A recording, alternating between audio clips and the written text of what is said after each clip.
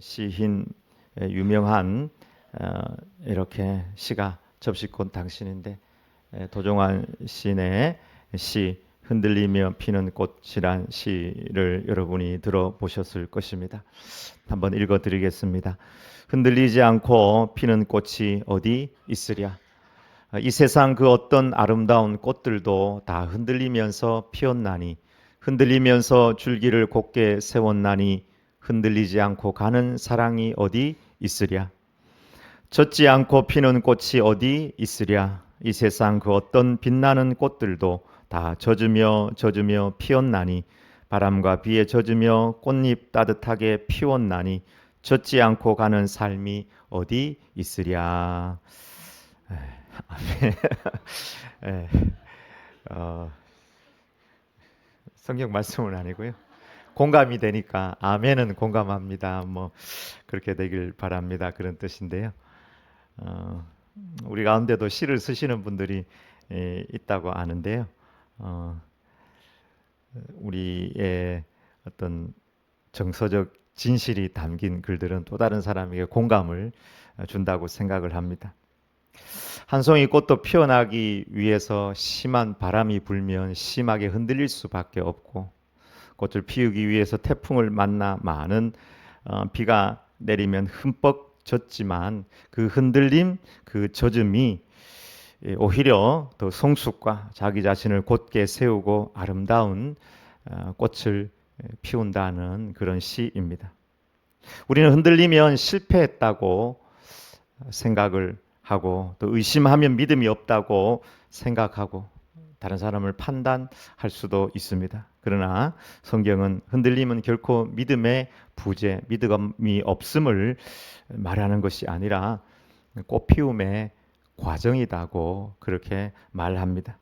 오늘 본문에 나오는 세례 요한, 가장 위대한 선지자, 여자가 낳은 자 중에 이처럼 큰 자가 없다는 그 위대한 선지자가 감옥 안에서 많이 흔들리고 있습니다. 그리고 맞은 젖은 종이처럼 축 처져 있는 그런 본문이 오늘 본문이라고 할 수 있습니다. 요한이 예수님에 대해서 뭔가 질문하고 싶고 의심하는 마음이 생겼습니다. 흔들리는 장면입니다. 진짜 오실 그이가 당신 맞습니까? 우리가 다른 메시아를 기다려야 되겠습니까? 예수님 입장에서 상당히 당혹스러운 질문이라고 할 수 있습니다. 세례 요한은 친척이거든요. 6개월 동생이지만 뭐 친구 같기도 하고 한 예수님보다 일찍 보내서 예수님의 앞길을 평탄케 한 선지자라고 할 수 있는데 그가 제자를 보내가지고 우리가 다른 메시아를 기다려야 됩니까? 언제는 내 뒤에 오시는 분 내가 신발끈도 매기도 감당치 못하겠다. 그분은 불과 성령으로 세례를 베푸시는 분이다. 세례 받으려고 나가니까 내가 당신에게 세례를 받아야 되는데 어찌 당신이 나에게 나와서 세례를 받으려고 합니까? 그렇게 어떤 확신을 가지고 예수님을 인정했던 그 세례 요한이 감옥 안에서 예수님에 대한 뭔가 소문을 듣기는 들었는데 많이 흔들리고 있는 장면입니다. 세례 요한도 흔들렸다면 우리는 어떨까요? 불의 선지자 같은 세례 요한도 엘리야 같은 분도 흔들렸잖아요. 흔들리지 않는 꽃이 없는 것처럼 또 흔들림을 경험하지 않는 제자는 없는 것 같습니다. 첫 번째, 흔들려도 주님만 바라보면 괜찮습니다. 우리 2절 3절 읽어보겠습니다. 요한이 옥에서 그리스도께서 하신 일을 듣고 제자들을 보내어 예수께 여짜오되 오실 그이가 당신이오니까 우리가 다른 일을 기다리오리까. 여러분, 우리가 주님을 따라가면서도 흔들릴 수 있습니다. 왜냐하면 믿음의 선조들의 그 기록을 보면 그분들도 다 흔들렸어요. 순종 믿음의 조상 아브라함 많이 흔들렸고 다윗을 골리앗을 무찔렀던 다윗 많이 흔들렸고 베드로도 예수님 의심하면서 부활의 주님 만나고 난 다음에조차도 고향으로 돌아가서 자기 생업으로 갈 수밖에 없었습니다. 하박국, 요나 같은 선지자들도 많이 흔들렸던 것을 기억합니다. 그럼에도 불구하고 이분들의 하나의 공통점이 있다면 그 가운데서도 흔들렸지만 그들의 포커스, 하나님을 향한 마음, 하나님을 바라보면서 이것을 해결해야 되겠다 하는 이런 마음들은 그들이 결코 놓치지 않았다는 사실입니다. 예를 들면 하박국이 자신의 민족적 상황과 자신의 개인의 상황을 돌아보니까 도저히 열매도 없고 응답도 없고, 여호와여 내가 부르짖어도 주께서 듣지 아니하시니 어느 때까지니까. 여러분, 가장 큰 흔들림과 시험은 기도 응답이 없을 때 오는 흔들림과 시험이지 않겠습니까? 열매도 없고 만족도 없고, 기도를 하는데 하나님 기도 응답도 하지 않을 때, 여러분은 그럴 때가 없습니까? 기도를 하는데 기도 응답이 없을 때. 저는 목사라도 이 하박국처럼 하나님 앞에 하나님 왜 응답하지 않습니까? 하면서 하나님의 살아계심을 기도 응답으로 보여주십시오. 기도 응답으로 보여주십시오. 이렇게 기도한 적이 여러 번 있습니다. 하나님을 믿는데도 하나님의 살아계심을 기도 응답으로 보여주십시오.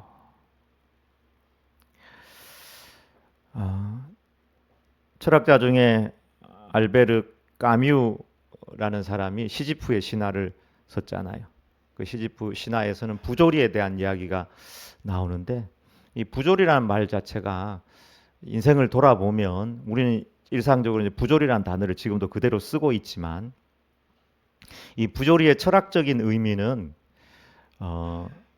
의미 없는 인생에 자꾸 의미를 찾으려고 하는데 아무도 바른 의미를 줄 수 없는, 원래 인간이란 존재는 그냥 던져져 있는 피투적인 존재인데, 철학자들은 철학자대로 의미를 찾고 누구는 누구대로 의미를 찾는데 원래는 의미가 없는 존재다. 제가 철학을 할 때는 교수님이 이렇게 가르쳐 줬습니다. 부조리라는 것은 하늘을 향해 소리를 쳐도 아무도 대답하는 사람이 없는 것, 하나님께서 응답하지 않는 것, 그것이 부조리다. 이렇게 이야기하였습니다. 그래서 인간은 마치 시지프의 신화에 나오는 것처럼 시지프처럼 형벌을 받아서 끊임없이 뭔가 큰 바위돌을 산 꼭대기로 가지고 올라가고 가지고 올라가는 이 무한 반복의 형벌을 받고 있다. 이것이 바로 인간의 실존이다. 반복해야 한다, 혹은 할 수밖에 없다. 그래서 인간은 선택을 해야 되지만 철학의 가장 큰 주제는 자살이지만 알베르 까뮤는 자살하라 이렇게 이야기하는 건 아니고요. 그럼에도 불구하고 저항하는 정신과 자유의 정신과 혹은 책임지는 이 정신, 이것이 필요하다. 까뮤는 인간의 흔들림이라는 것을 부조리라는 것으로 이야기하면서 그의 시선이 하나님에게 가지 않고 인간에게 포커스가 맞춰졌습니다. 그래도 살아내야 되고, 그래도 저항해야 되고, 그러나 끊임없이 바위돌을 산 위로 올려야 된다. 이렇게 이야기를 한 것입니다. 그러나 우리 믿음의 선조 하박국은 그 흔들림, 어떻게 보면 하나님 앞에 그렇게 열매가 없고 밭에 소출이 없고 외양간 소가 없고 아무런 생의 열매가 없고 오히려 더 힘들고 더 어렵고 더 팍팍한 현실 속에서, 그 부조리함 속에서, 답답함 속에서 하나님을 향해 눈을 들었다는 사실입니다. 나는 여호와로 말미암아 즐거워하며 나의 구원의 하나님으로 말미암아 기뻐하리로다. 그 앞에 보면 6가지 없는 상황을 이야기합니다. 하박국 3장 1절에는 하나님 왜 응답하지 않으십니까? 이렇게 고백했던 그가 그래도 하나님만큼은 놓지 않고 붙들고 있었습니다. 다윗도 마찬가지입니다. 다윗도 참 많이 흔들린 믿음의 선조라고 할 수 있습니다. 웬만하면 다윗이 안 흔들릴 텐데 자기 자식이 칼을 뽑아가지고 자기에게 반역할 때는 정말 흔들리지 않을 수 없었습니다. 그때 쓴 시가 시편 3편입니다. 3편 1절에 여호와여 나의 대적이 어찌 그리 많은지요. 일어나 나를 치는 자가 많으니 다 하면서 눈물을 막 쭉 흘렸을 거예요. 옛날에는 형들이 자기를 무시하고 골리앗이 원수고 기름 부음 받은 이후로 막 사울이 자기를 죽이려고 하고 사울의 실세들 모두 자기를 죽이려고 하고 어쩔 수 없이 도망가서 망명을 하기도 하고 다 대적이었는데 왕이 되었는데 자기가 가장 사랑하고 아꼈던 아들이 칼을 뽑아주고 다른 형제들 다 죽이고 반역을 한 거예요. 싸울 수 없고 힘도 없어서 쫓겨가면서 쓴 시예요. 여호와여 나의 대적이 어찌 그리 많은지요. 일어나 나를 치는 자가 많으니이다. 한참 있다가 또 시를 썼을 거예요. 한참 있다. 그렇게 흔들리고 그렇게 아프고 그렇게 힘든 중에도 8절에 가니까 구원은 여호와께 있사오니 주의 복을 주의 백성에게 내리소서. 하나님만이 구원자입니다. 우리 민족을 구원하실 수 있는 분은 하나님입니다. 우리 가정을 우리 공동체를 책임지는 분도 하나님입니다. 오직 하나님을 바라보았습니다. 세례 요한이 감옥에서 참 많이 흔들렸습니다. 언제 나갈지 언제 죽을지 모르는데 예수님이 진짜 그리스도가 맞는가 메시아가 맞는가. 그때 요한은 직설적으로 제자를 보내서 우회하지 아니하고 예수님에게 정말 오시니가 당신이가 맞습니까? 그렇게 질문하였습니다. 요한의 시선은 주님에게서 벗어나지 않았습니다. 우리가 흔들리고 힘들 때 우리의 감정이 흔들리고 지식이 흔들리고 물질이나 건강이나 생의 열매가 없는 여러 가지 흔들리는 상황 속에서 그 시선이 주님에게서 떠나버리면 그것은 마치 뿌리가 뽑히는 것과 같습니다. 태풍이 불 때 갈대가 좀 꺾이고 이런 것들이 막 날아가고 이래도 그 뿌리가 대지에 뿌리를 내리고 서로 갈대끼리 뿌리를 내려가지고 있으면 아무리 흔들려도 뿌리만 박혀 있으면 이파리가 좀 날아가고 막 꺾여도 나중에 다시 갈대가 올라오는 것과 같습니다. 우리의 뿌리는 오직 예수 그리스도입니다. 요한은 다른 학자나 사람들에게 가서 묻지 아니하고 세상의 여론 살펴보지 아니하고 예수님에게 직진하였습니다. 여러분, 부흥의 해답은 오직 예수님입니다. 생명의 근원이 예수님이기 때문입니다. 흔들림 속에서도 방향은 그들은 너무 분명하였습니다. 우리 신앙도 인생도 무풍지대라는 곳은 결코 없습니다. 이 흔들림에는 지위 고하가 없고 부자나 가난한 자가 따로 없습니다. 스티브 잡스 최고 부자였지만 그 또한 막대한 재산, 최고의 의료진, 천재라는 그런 이렇게 세간에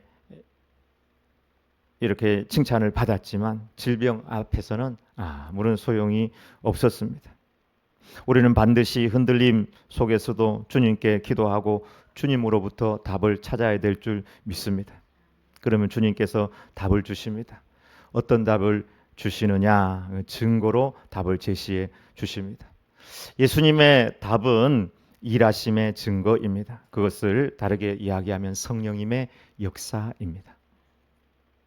성령님의 역사. 부흥은 생명의 영이신 성령님을 다른 이름으로 생명의 영이라고 그러거든요. 많은 책들에 그렇게 다 나와 있고 성경에도 그렇게 나와 있습니다. 생명의 영이신 성령님께서 역사해야 됩니다. 그래서 요한의 제자들에게 너희는 가서 너희가 보고 들은 것을 전해라. 맹인이 보게 되고 못 걷는 자가 걷게 되고 나병 환자가 살아나게 되고 죽은 자가 살아나게 되고 가난한 자에게 복음이 전해진다는 이 복음과 성령님의 능력에 역사를 그들에게 전해라. 요한에게 알려라. 너의 친구들에게 알려라. 이것이 예수님의 답이었습니다. 예수님의 역사하심은 복음의 증거입니다. 우리는 복음을 놓치거나 성령님의 능력을 놓쳐서는 안 됩니다. 주님은 반드시 강력한 성령님의 역사로 우리 가운데 답하실 겁니다. 내 영이 살아나야지 그것이 부흥입니다. 저는 성령님의 역사를 믿고 하나님을 믿습니다. 성령님의 역사, 하나님의 능력, 복음의 능력. 흔들림 속에서도 오직 예수님만 바라보는 저와 여러분이 되길 주의 이름으로 축원합니다. 두 번째, 흔들림 속에서도 실족하지 않는 자가 복이 있다, 그렇게 말씀하셨습니다. 다 함께 읽어보겠습니다. 누구든지 나로 말미암아 실족하지 아니하는 자는 복이 있도다 하시니라. 넘어지는 거하고 흔들리는 거하고는 좀 다릅니다. 흔들리는 거는 넘어지는 게 아니죠. 넘어지는 것은 주님을 놓치는 것을 의미합니다. 신앙을 버리고 믿음을 잃어버리는 것을 의미합니다. 흔들리는 것은 실족이 아닙니다. 고민과 질문이 있다고 해서 그것은 결코 불신앙은 아닙니다. 강풍에 흔들려도 주님을 붙잡고 있으면 사실은 자라나는 과정이라고 할 수 있습니다. 여러분, 근육이 어떻게 해서 커지는지 그 원리를 우리가 알 필요가 있습니다. 운동을 하면 저 근섬유가 미세하게 찢어지거나 혹은 터지고 그것이 회복되는 과정에서 근육이 붙는다고 그래요. 흔들림 없이 자라는 신앙은 없다는 것이죠. 흔들리는 나무의 뿌리도 마찬가지입니다. 오히려 흔들리면서 강해지고 더 많은 잔뿌리를 내고 더 깊이 뿌리를 내리게 되는 것입니다. 그러나 주님은 그 흔들림 속에서 실족하지 말아야 된다. 이 실족을 경계하셨습니다. 실족이라는 말의 헬라어 단어는 스칸달리조라는 단어인데 이것의 기본 의미는 올무를 의미합니다. 덫에 걸리거나 올무에 걸려서는 안 된다. 올무를 만들어 보셨습니까? 요즘에는 올무 해가지고 짐승 잡는 게 조금 불법이어서 그런데 저는 그 와이어 가지고 올무를 만들어 봤습니다. 멧돼지 잡는다고. 그래서 우리 아버님이 한 마리 잡았는데, 통영의 아버님이, 장인어른이 그 와이어로 만들어 놓으면요 멧돼지라도 꼼짝 못합니다. 이게 딱 걸려가지고 하면은 아무리 빠져나가려고 해도 와이어는 끊지를 못합니다. 땡길수록 목이 조여와서 결국에는 죽는 것이죠. 덫도 마찬가지입니다. 덫에 탁 걸리게 되면 오히려 가만히 있어야지, 움직이면 움직일수록 이 덫이 살이나 다리나 팔로 이렇게 들어가는 것이죠. 이것을 다르게 좀 의역하면 믿음에서 이탈되어서는 안 된다는 말입니다. 짐승이 덫과 올무에 걸려서 탈출하려고 하면 할수록 더 옥죄는 것처럼 실족은 흔들림이 아니라 어려움의 고비를 넘지 못하고 뿌리가 뽑히는 것을 의미합니다. 흔들림의 상태는 뿌리는 살아있어요. 뿌리는 살아있어요. 의문이 있고 감정이나 지식의 여러 가지 흔들림, 기복적인 것은 있습니다. 그러나 오히려 이 흔들림은 성장의 기회가 될 수 있습니다. 그러나 실족은 덫이나 올무에 걸리는 것을 의미합니다. 그래서 예수님조차도 그에게는 걸림돌이 된다, 이렇게 말씀하고 있습니다. 여러분, 예수님이 걸림돌이 되어서 되겠습니까? 이 말은 예수님을 잃어버린다는 말입니다. 실족한다는 말은 예수님을 떠난다 혹은 예수님을 잃어버린다, 그런 의미입니다. 예수님은 다른 유로로서는 이런 것이 나갈 수가 없다, 기도회에는 다른 유로는 이것이 나갈 수가 없다, 이렇게 이야기하셨는데 다른 방법을 자꾸 찾으려고 하는 것입니다. 그리고 관계가 깨어지고 뿌리가 뽑히는 것이 실족입니다. 그러면 결국 말라버립니다. 요한은 의심과 불안과 불만 속에서 많이 흔들렸습니다. 그렇다면 어떻게 하면 이 흔들림 속에서 실족하지 않을 수 있을까요? 한 두 가지를 말씀드립니다. 첫 번째, 흔들려도 먼저 붙잡아야 합니다. 이 먼저 붙잡는 것은 신뢰입니다. 인생에서 여러분 이해나 논리보다 중요한 것은 믿고 붙잡는 겁니다.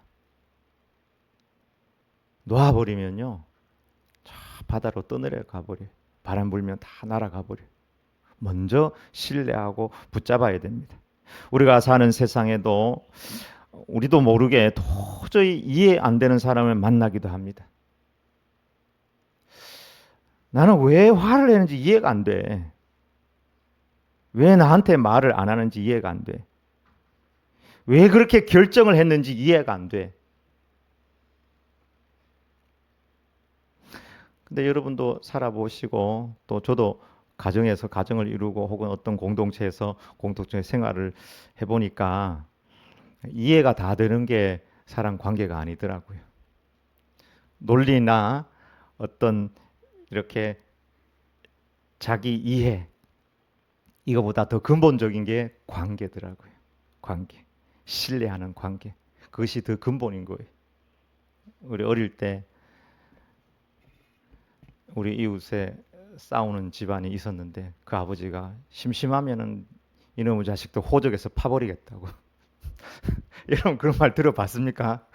호적에서 파버리겠다고. 옛날에는 그랬어요. 아버지들이 자식 앉혀놓고 네 호적에서 파버리겠다고. 요즘은 그런 말 안 쓰잖아요. 우리 때는 많이 그랬어요. 말 안 듣는다고 호적에서 파버린다고 막 그러고 대드는 아들 자식이 있으면 막 그랬거든요. 근데 호적에서 판다고 자식이 아닙니까? 호적에서 파도 자기 자식이에요. 부모가 그렇고 부부가 그렇고 자녀가 그렇고 우리 공동체 성경의 모든 관계는 신뢰가 먼저입니다.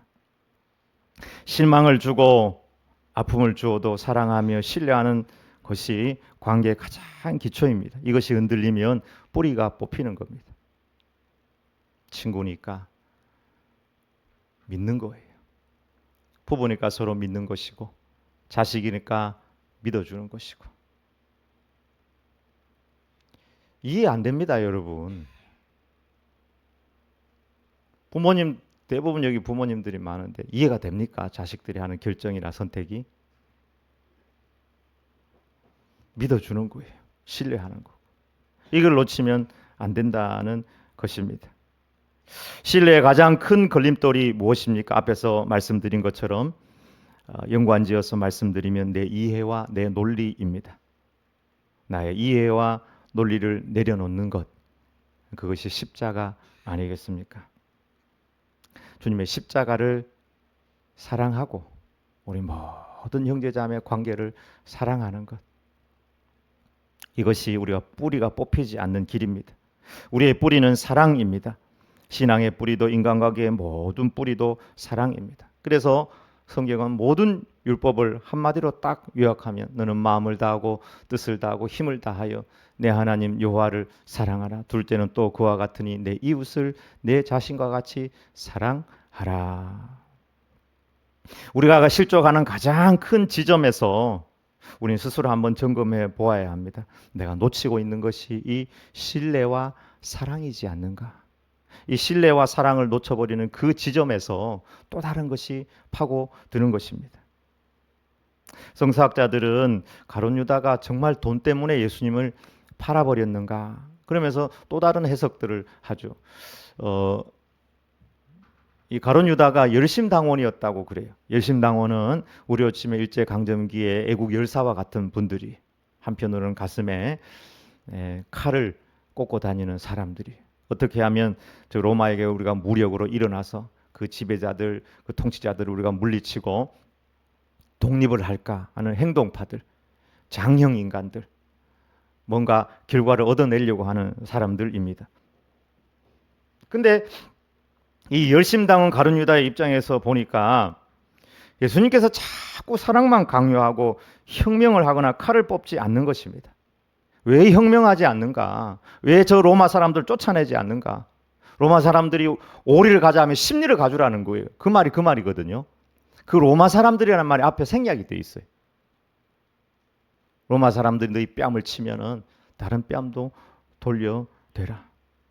그래서 자기 생각, 자기 논리대로 안 하니까 예수님을 팔아서 한번 궁지에 놀아보라 보자.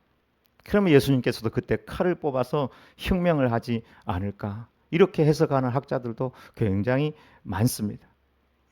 예수님 왜 칼을 뽑지 않고 자꾸 엉뚱한 얘기를 하는가. 하나의 밀이 땅에 떨어져 죽지 아니하면 하나를 그대로 있고 죽으면 많은 열매를 맺느니라. 자기를 부인해야 된다. 자기 십자가를 져야 된다.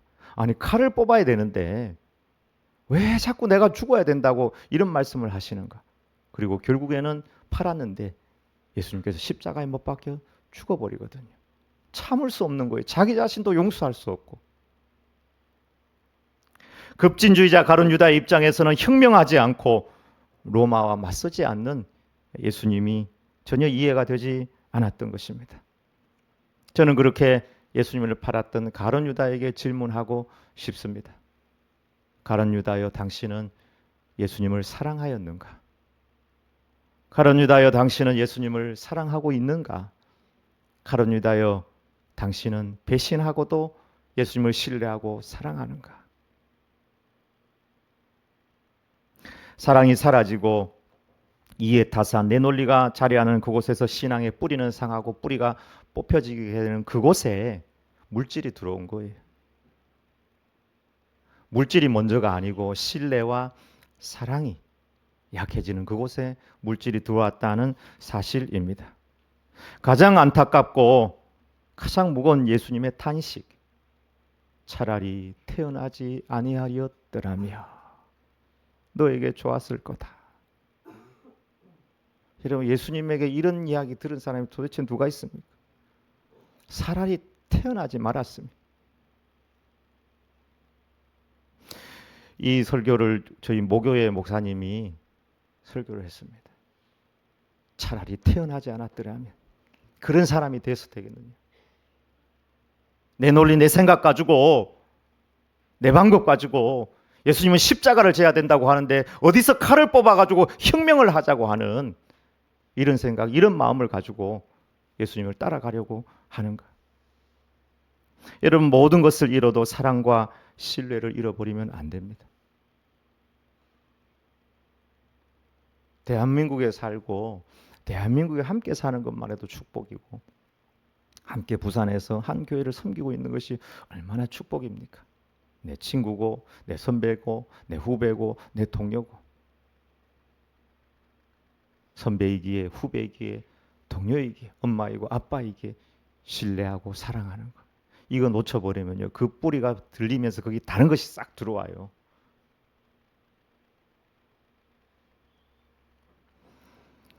믿음, 소망, 사랑 이 세 가지는 항상 있을 것인데 그 중에 제일은 사랑이라.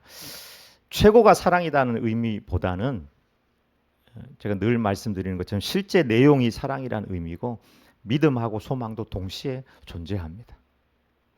주님을 믿는 믿음, 주님을 향한 소망, 주님을 향한 사랑, 형제를 향한 믿음과 형제를 향한 소망과 형제를 향한 사랑도 우리에게 꼭 필요합니다. 사랑하는 성도 여러분, 흔들림이 있습니까? 무엇 때문에 흔들립니까? 물질입니까? 지식입니까? 건강입니까? 어떤 인생의 부조리입니까? 생의 무거운 짐입니까? 기도하였는데 여러분 무응답으로 계속해서 왜 내 기도는 들어주지 않는가? 하박국 같은 마음이 있습니까? 주님은 그 흔들림 가운데 역사하셔서 자라게 하시고 열매 맺게 하십니다. 어떤 철학자처럼 인간에게 포커스를 맞추지 말고 하나님을 바라보시길 바랍니다.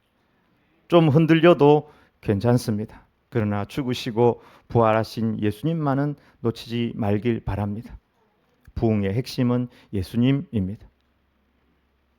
부흥하는 책에 아주 고전이 있는데요. 자연적 교회 성장이라고. 5회양의 천여 개 교회를 서치해가지고 성장하는 교회의 특징, 질적 특징 8가지. 교회는 기본적으로 유기체라는 거예요. 생명이라는 것입니다. 생명은 생명의 텃밭에서 자라요. 예수님의 생명, 이것이 있을 때 질적 특징을 가지게 되고 복음의 능력과 성령님의 역사는 나타난다는 것입니다. 교회는 세상 조직이 아닙니다. 예수님을 놓치고 성령님을 놓치고 복음을 놓치면 아무것도 아닙니다. 죽으시고 부활하신 예수님을 붙잡아야 합니다. 우리 당의 수련회를 하면서 여러 가지 말씀들도 많이 하였는데 시작하면서 영화 신의 악단을 함께 보았습니다. 여러분에게 강추합니다. 며칠 있으면 내려갈 수도 있는데 오늘 저녁이라도 가족들과 함께 가서 보기를 바랍니다. 대북제재로 돈줄이 말라버린 북한, 이 스포하는 건가? 국제사회로부터 아주 2억 달러를 주겠다고 그래서, 근데 거기에 보위부의 소자가 변해가는 과정입니다. 북한은요, 자기 사촌 형이라도 예수 믿는다 그러면 사상이 다르면 죽여버려요. 자기 형제인데도 생각이 다르다고 죽여버리는 거예요. 그러다 진짜 예수님을 만나게 되고 거기서 자기는 죽고 북한에 있는 지하교회 성도들에게 자유와 생명을 선물한다는 그런 내용입니다. 저희 보고 나오는데 우리 세 분이 또 보러 들어가려고 밖에서 기다리고 계시더라고요. 많이 우셨다고 하더라고요. 저희들도 보면서 많이 울었는데, 역시 부흥의 핵심은 저거구나. 예수님의 십자가. 예수님 왜 자꾸 혁명 안 하고 딴 얘기 하시지? 하나님의 밀이 땅에 떨어져 죽지 아니하면 하늘 그대로 있고 죽으면 많은 열매를 맺느니라. 그곳에 찬양의 꽃, 예배의 꽃, 자유의 꽃, 천국의 꽃이 분명 피게 될 줄 믿습니다. 아멘. 기도하겠습니다.